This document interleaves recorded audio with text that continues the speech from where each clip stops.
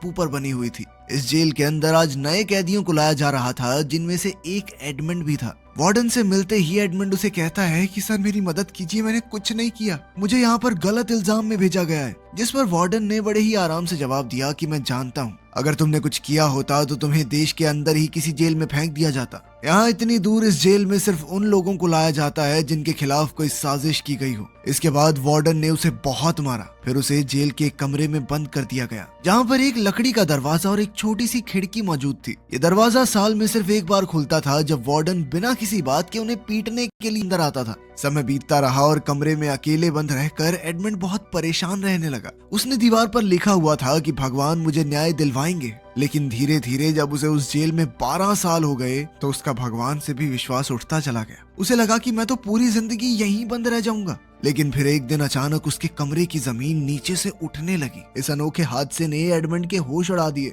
उसे लगा जैसे कोई भूत उसके सामने आ गया हो। कुछ देर घबराने के बाद एडमंड ने देखा कि जमीन के नीचे से एक इंसान बाहर आ रहा था। जमीन के नीचे से निकला हुआ यह आदमी एबे है, जो कि यहाँ से नीचे वाले फ्लोर का कैदी है। पिछले 5 साल से वो एक सुरंग खोद रहा था। किस्मत ने ऐसा चक्कर चलाया कि वो सुरंग सीधा एडमंड के कमरे में आ निकली, मानो भगवान का कोई इशारा हो। एबे के आने से एडमंड को एक साथी मिल गया था, जिससे वो बातें कर सके, क्योंकि इतने समय से कमरे में अकेला बंद रह के वो पागल सा होने लगा था। इसके बाद एबे ने बहुत उत्साह से एडमंड को अपने कमरे में बुलाया। उधर एडमंड बहुत खुश था कि उसे पत्थरों से दीवार पर निशान बना बना के समय नहीं काटना पड़ेगा।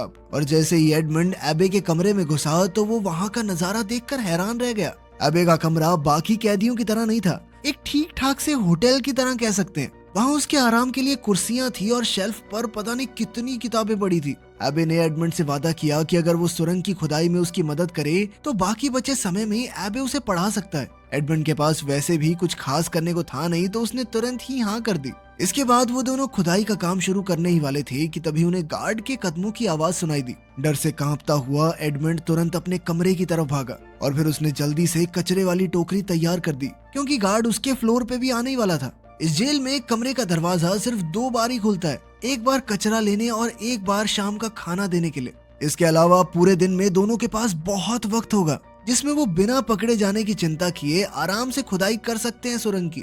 इसके बाद एबे ने अपने बालों का एक छोटा सा गुच्छा काटा, पत्थर से चिंगारी निकालकर उसने बालों को जलाया और एक मोमबत्ती रोशन की। फिर वो दोनों जैसे तैसे सुरंग में घुसकर आगे खुदाई करने लगे। नीचे बहुत कम जगह थी, तो खोदना कोई आसान काम नहीं था। एबे का अंदाजा था कि इसी स्पीड से चलते रहे तो जमीन के बाहर तक पहुंचने में उन्हें कम से कम 3 साल और लगेंगे। एक दिन आराम करते हुए एडमंड को एबे की ही एक किताब में पता चला कि एबे कभी एक बहुत अच्छा तलवारबाज सिपाही हुआ करता था। इसके बाद तो एडमंड ने जिद पकड़ ली कि अगर एबे उसे तलवारबाजी नहीं सिखाएगा तो वो नहीं खोदने वाला आगे सुरंग। एडमंड का अब अपनी जिंदगी में सिर्फ एक ही मकसद था, अपने दुश्मनों से बदला लेना। उसकी बातें सुनकर एबे मान गया और एडमंड को लड़ाई का हुनर सिखाने के लिए तैयार हो गया। एबे ने समझाना शुरू किया कि रफ्तार ही एक योद्धा की सबसे बड़ी ताकत है। एबे ने कमरे में टपक रही बूंदों से एडमंड को एक तकनीक सिखाने का सोचा। उसने टपकती हुई पानी की धार से अपना हाथ इतनी तेजी से गुजार दिया कि वो गीला ही नहीं हुआ, और कहा कि जिस दिन तुम्हारे हाथ इतने तेज हो जाएंगे उस दिन एक काबिल योद्धा बन जाओगे तुम। इसके बाद एबे वापस खुदाई करने चला गया और उधर एडमंड ने अपनी प्रैक्टिस जारी रखी। कुछ दिनों बाद एबे ने दरवाजे से लकड़ी के फट्टे तोड़कर नकली तलवार बना ली और एडमंड को बढ़िया तरीके से तलवारबाजी सिखाने लगा। जब उसकी तलवारबाजी की ट्रेनिंग खत्म होती तो एडमंड पढ़ाई पर ध्यान देता। अब उसका पूरा दिन पढ़ाई, खुदाई और तलवारबाजी की प्रैक्टिस में ही निकल जाता। कुछ महीनों बाद एडमंड की तलवारबाजी में जबरदस्त सुधार आया। अब एबे को दिखने लगा था कि एडमंड उससे भी बढ़िया तलवारबाज बन चुका है। एक शाम बातचीत के दौरान एडमंड को पता चला कि एबे पहले स्टेडियाज नाम के एक बहुत ही अमीर परिवार के लिए काम करता था। उसके मालिक ने बहुत दौलत कमाई थी और अब नेपोलियन ने एबे को इसी खजाने की जानकारी हासिल करने के लिए कैद करवा रखा है। ये सुनकर एडमंड को बहुत गुस्सा आया, क्योंकि वो भी नेपोलियन के धोखे की वजह से ही अंदर बंद है। दिन पर दिन सुरंग की खुदाई उन्हें आजादी के और करीब ले जा रही थी। एक दिन उन्हें सुरंग की जमीन में पौधों की जड़ें दिखने लगी, जिससे एबे ने हिसाब लगाया कि वो दोनों बाहर निकलने के काफी करीब हैं। ये बात जानकर दोनों की खुशी का ठिकाना ही नहीं था। लेकिन जल्द ही कुछ ऐसा हुआ कि उनकी खुशी मिट्टी में मिल गई। सुरंग तेजी से हिलने लगी और फिर जोरदार आवाज के साथ बहुत सारे पत्थर और मिट्टी उनके ऊपर गिर पड़े, जिनके नीचे एबे दब गया। घबराकर एडमंड ने तुरंत पत्थर हटाए और एबे को बाहर निकाला। दरअसल उन्होंने गलत दिशा में खुदाई कर दी थी। सुरंग की खुदाई में उनसे जरूर कुछ गलती हुई थी, क्योंकि ऊपर से एक खाने वाला डब्बा भी नीचे गिर गया था। एक बहुत भारी पत्थर एबे की छाती पर गिरने की वजह से वो गंभीर रूप से घायल था। अपने फेफड़ों में चोट आने की वजह से किसी भी वक्त उसकी जान जा सकती थी। अपने आखिरी लम्हों में एबे ने कमजोर आवाज के साथ एडमंड को बताया कि कमरे में एक पत्थर के नीचे एक किताब मिलेगी, उस किताब के भी नीचे कुछ छुपा हुआ है। एडमंड को वहाँ से उसी खजाने का नक्शा मिला जिसके चक्कर में एबे यहाँ कारागार में बंद था। नक्शे को देखकर एडमंड बहुत चक्का रह गया। एबे ने उससे वादा किया कि वो इस दौलत का इस्तेमाल हमेशा अच्छाई के लिए करेगा और गलत कामों से जितना हो सके दूर रहेगा। एडमंड ने वादा किया, जिसके थोड़ी देर बाद ही एबे की मौत हो गई। एडमंड की आंखों में आंसू थे, क्योंकि उसे लग रहा था कि वो दोबारा से अकेला हो गया। तभी गार्ड खाना देने आया तो एडमंड दीवार के पीछे छुप गया। गार्ड ने आवाज भी लगाई पर कोई जवाब नहीं मिला। जब वो चेक करने अंदर आया और उसने एबे की लाश देखी तो वो घबराकर अपने सीनियर्स को रिपोर्ट करने चला गया। एडवर्ड ने तेजी से सुरंग का मुंह छुपाया और वापस चला गया। कुछ देर बाद गार्ड अपने कुछ साथियों के साथ वापस आया और एबे के शरीर को बॉडी बैग में डाल दिया। एडमंड सुरंग में छुपकर उनके जाने का इंतजार कर रहा था। जैसे ही गार्ड्स वहां से गए, एडमंड खामोशी से कमरे में घुसा और एबे की लाश को देखने लगा। लाश को देखते हुए एडमंड के दिमाग में एक आइडिया आया। उसने जल्दी से एबे की लाश की जगह ले ली। कुछ देर बाद वार्डन अपने आदमियों के साथ लाश को वहां से ले जाने के लिए आया।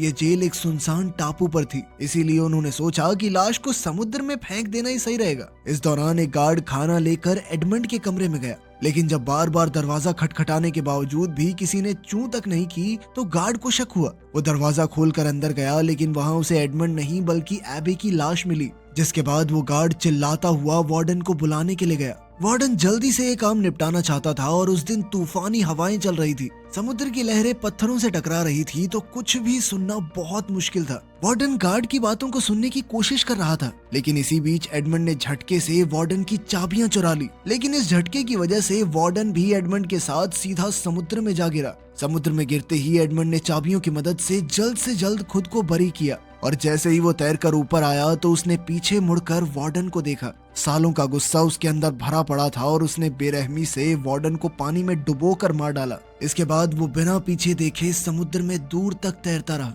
अगली सुबह जब एडमंड की आंख खुली तो वो एक आइलैंड पर था। न जाने कैसे वो यहाँ तक जिंदा पहुँच गया। उसे खुद भी समझ नहीं आ रहा था कि वो यहाँ तक जिंदा कैसे पहुँचा, लेकिन अभी भी वो आजाद नहीं हुआ था। समुद्री डाकुओं का एक झुंड बैठकर आराम से उसे देख रहा था। अब एडमंड को लगा था कि वो मारा जाएगा, लेकिन लुटेरों के सरदार लुइजी ने उसे एक मौका दिया। उसने कहा कि वो एडमंड को जिंदा छोड़ देगा, बस एक शर्त पर। एडमंड को उनके एक गद्दार साथी जकोपो से लड़ना होगा, जिसे वो वैसे भी जिंदा गाड़ने वाले थे। अगर जकोपो जीत गया तो वो उनकी टीम में वापस शामिल हो सकता है, लेकिन वो एडमंड को मार देंगे। लेकिन अगर एडमंड जीत गया तो वो उसे रिहा कर देंगे। जल्द ही दोनों के बीच ये मुकाबला शुरू हुआ। जकोपो तलवारबाजी में बहुत माहिर था, लेकिन एडमंड की एबे से सीखी हुई तकनीक बहुत ही जबरदस्त साबित हुई। कई हमले करने के बावजूद जकोपो एडमंड को छू तक नहीं पाया। मौका मिलते ही एडमंड ने तेजी से वार किया और जकोपो को जमीन पर गिरा लिया। पर उसे मारने की बजाय एडमंड ने लुइजी से कहा कि देखो, हम दोनों तुम्हारे लिए काम करेंगे। काम के लोग हैं यार, बिना बात क्यों मार रहे हो हमें? और समुद्री लुटेरे ढूंढना कौन सा आसान काम है?